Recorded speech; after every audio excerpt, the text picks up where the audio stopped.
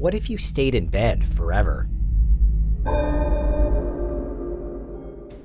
There it is, that groggy but universal feeling when your early morning alarm hits, and it's time to start the day.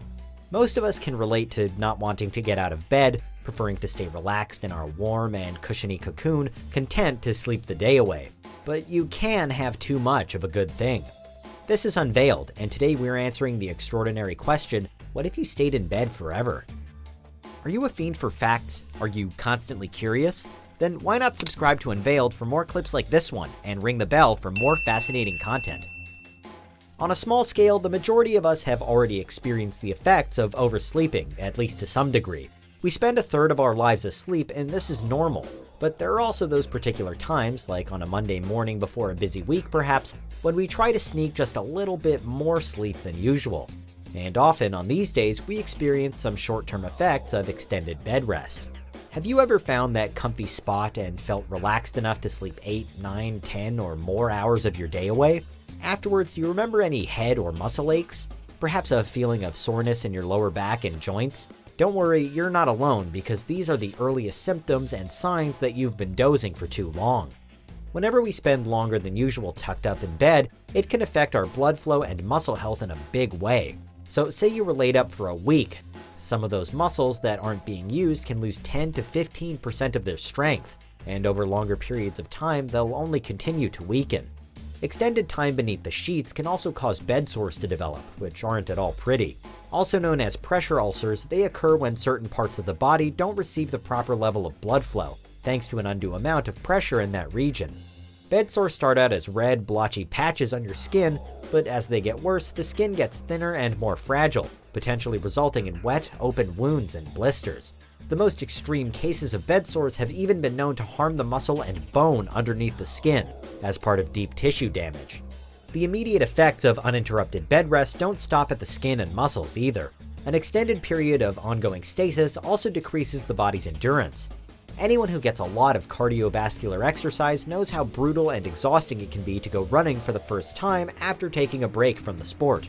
Now imagine the difficulties you'd have if you hadn't even left your bed for, say, a month. The depleted muscle mass, damaged skin, and decreased fitness would make performing even the simplest tasks so much more difficult.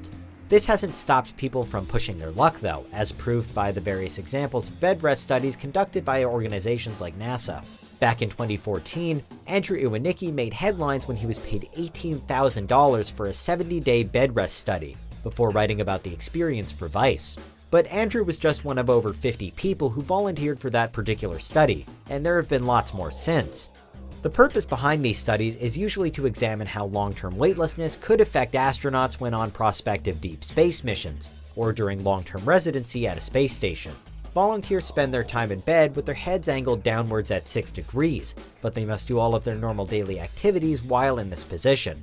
Eating, reading, showering, and even going to the bathroom all must take place from the bed, all while participants are in constant interaction with scientists testing their muscle responses, fluid levels, mood, and emotions. The fluid levels are particularly important.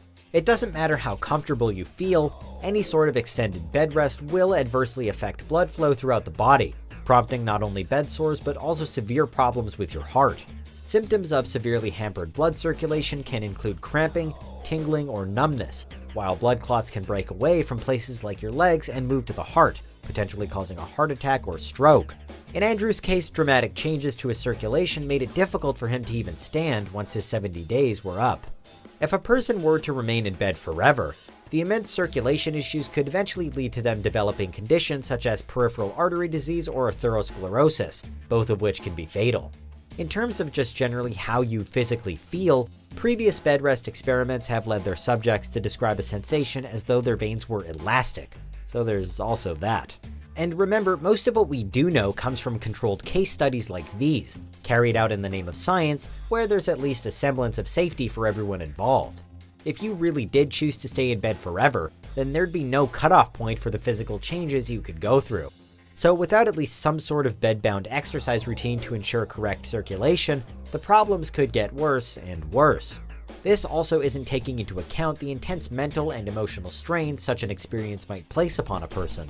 The European Space Agency teamed up with NASA in March 2019, for more sleep studies, this time calling for 12 men and 12 women to volunteer for a 60-day experiment in exchange for $19,000.